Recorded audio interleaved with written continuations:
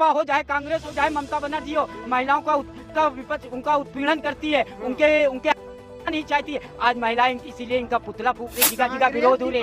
आज इनसे पुतला फूकती खुद ही चली जा रही है, बार कह रही है। 1 घंटा बोलेंगे, हाँ 1 घंटा 20 मिनट, हाँ हम तो हम बोलेंगे तेरा इनसे।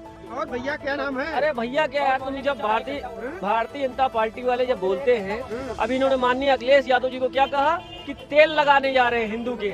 इनकी मानसिकता देख ली कितनी गंदा। यही कह रहे कि अभी जीते नहीं तो बुद्धि इतनी इनकी बलगला गई है, एकदम आउट हो चुके हैं गर्मी में। ये सब एकदम आउट हो चुके हैं। दारू पीने वाले आदमी क्या बकते, कोई भरोसा नहीं। इसी तरह आदमी पार्टी में इनको कोई पद नहीं है, पद देने के लायक नहीं है। हम पर बीजेपी चल रही है। अखिलेश यादव को ये नहीं मालूम है कि आरएसएस वो संगठन है जो राष्ट्रवाद की बात करती है, जो वो संगठन है आरएसएस जो भारतीय संस्कृति की बात करती है।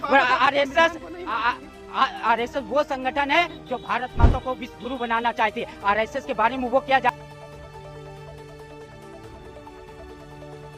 देख लीजिएगा।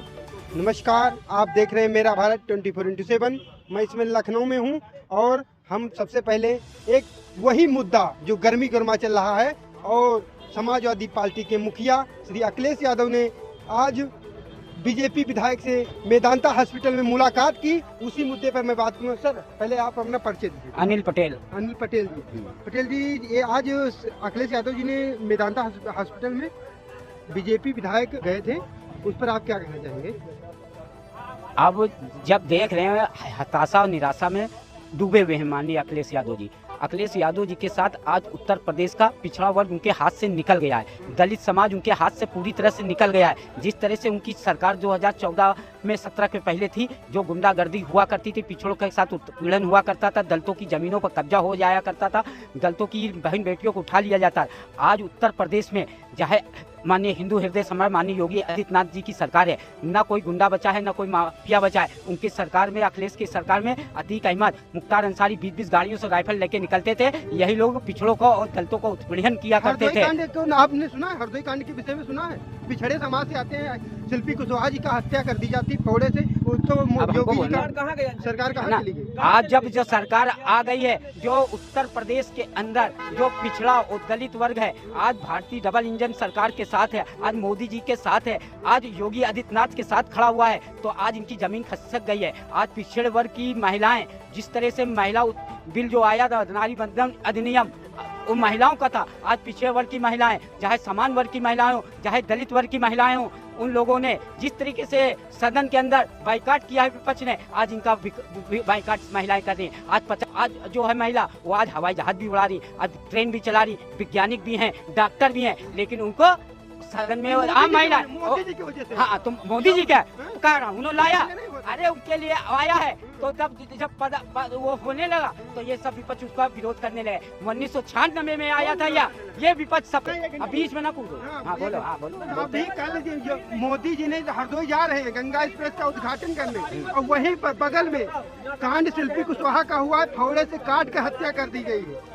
तो मोदी जी कुछ बोलेंगे? नहीं, निश्चित रूप से जो गलत काम करेगा भारतीय जनता पार्टी जो भी कानून को हाथ में लेगा, उसके साथ अगर वो जांच होगी, पकड़ा जाएगा, अपराधी बंद होगा। आज जिस तरीके से उनकी सरकारों में जिस तरह से गुंडागर्दी, जो भारत को गजवाहीन बनाना चाहते हैं, जो भारत को बांटना चाहते हैं, जो भारत को मुस्लिम राष्ट्र बनाना चाहते हैं, उनका समर्थन करते हैं। आज जब आतंकवादी पकड़े जाते हैं तो अखिलेश कहते हैं इनकी सजा माफ कर दी जाए, ये कांग्रेस कहती है इनको माफ कर दिया जाए, लेकिन भारतीय जनता पार्टी इन आतंकवादियों को उनकी सही जगह पर पहुंचाती है, या तो जेल में या ऊपर का टिकट काटा जाता है। ये लोग जब सपा और कांग्रेस है, मुस्लिम तुष्टीकरण के कारण आज पाकिस्तान की भाषा बोलते हैं कि यहाँ का है। बीजेपी आरोप लगाती है कि हमें गुंडा माफिया अपराध मुक्त कर दिया है, और सपा कहती है जो उनके पार्टी में बैठे उनके सुजाती लोग जैसे धनंजय सिंह, राजा भैया, इन सबका खुला नाम लिया जाता है, तो ये अपराधी नहीं है? निश्चित रूप से हम तो देख रहे हैं 5 साल से एक भी कोई गलत काम राजा भैया ने किया हो, धनंजय सिंह ने किया हो, अगर गलत करेंगे तो निश्चित रूप से इनके साथ भी सख्त कार्रवाई होगी।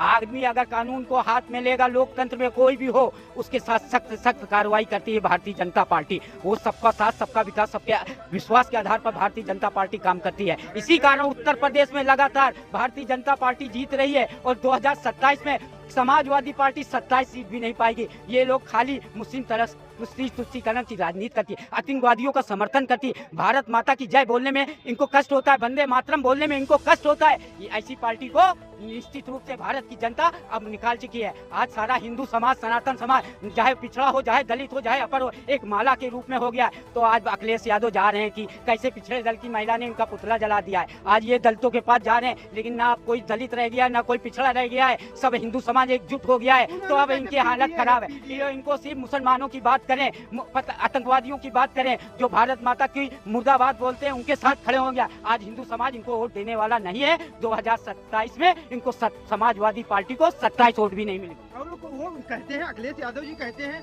आरएसएस वही आरएसएस है जो बीजेपी की शाखा, बीजेपी का उत्पत्ति की है, और आरएसएस कभी झंडे को नहीं अपनाया कई सालों तक, और वही आरएसएस के दम पर बीजेपी चल रही है। अखिलेश यादव को ये नहीं मालूम है कि आरएसएस वो संगठन है जो राष्ट्रवाद की बात करती है, जो वो संगठन है आरएसएस जो भारतीय संस्कृति की बात करती है।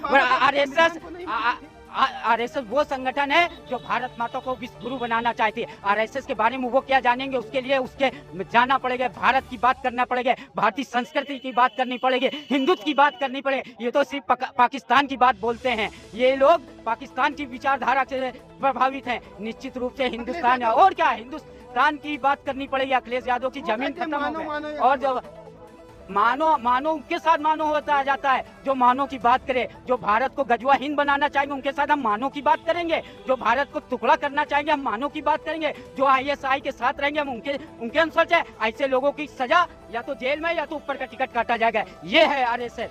उनके लिए ये जगह कोई नहीं है। आज ये समय भारत में वो लोग राज्य कर रहे हैं, माननीय योगी जी, मोदी जी, जो भारत को विश्व गुरु बनाना चाहते हैं, भारत की संस्कृति को ऊंचा रखना चाहते हैं। अखिलेश जी कहते हैं सिर्फ कहने और करने में बहुत बड़ा अंतर होता है, और गाजीपुर में एक बहुत बड़ा कांड हो गया, वहाँ पर कल अखिलेश जी मुलाकात भी करने जा रहे हैं। अखिलेश जी निराशा में चूर हैं। जहाँ जाए उनकी कोई चीज होने वाली नहीं है। वो अब जा रहे हैं, हिंदुओं के तेल लगाने चुनाव आ रहा है। अभी तक वो सिर्फ अभी तक खाली आजम खान को मानते थे, अतीक अहमद को मानते थे, या तो मुख्तार अंसारी को मानते थे। आज अब जब हिंदू समाज उनके वहाँ से खत्म हो गया है, तो आज वो जिगा जा रहे हैं हिंदुओं को कि कोई तरह हो। लेकिन आज निश्चित रूप से हिंदू समाज एकजुट होकर भारतीय जनता पार्टी के साथ है। और अब पश्चिमी बंगाल में भी निश्चित रूप से अभी 4 मई के बाद ममता जा रही है, भारतीय जनता पार्टी की सरकार बनी। अखिलेश जी बता रहे हैं कि ममता जी का चुनाव जीत गया है। अब ये बोलते रहे, अब इनसे बोलो। और भैया क्या नाम है? अरे भैया क्या यार, तुम जब भारतीय जनता पार्टी वाले जब बोलते हैं, अभी इन्होंने माननीय अखिलेश यादव जी को क्या कहा कि तेल लगाने जा रहे हैं हिंदू के। इनकी मानसिकता देख ली कितनी गंदा। यही कह रहे कि अभी जीते नहीं तो बुद्धि इतनी इनकी बलगला गई है, एकदम आउट हो चुके हैं गर्मी में। ये सब एकदम आउट हो चुके हैं। दारू पीने वाले आदमी क्या बकते, कोई भरोसा नहीं। इसी तरह आदमी पार्टी में इनको कोई पद नहीं है, पद देने के लायक नहीं है।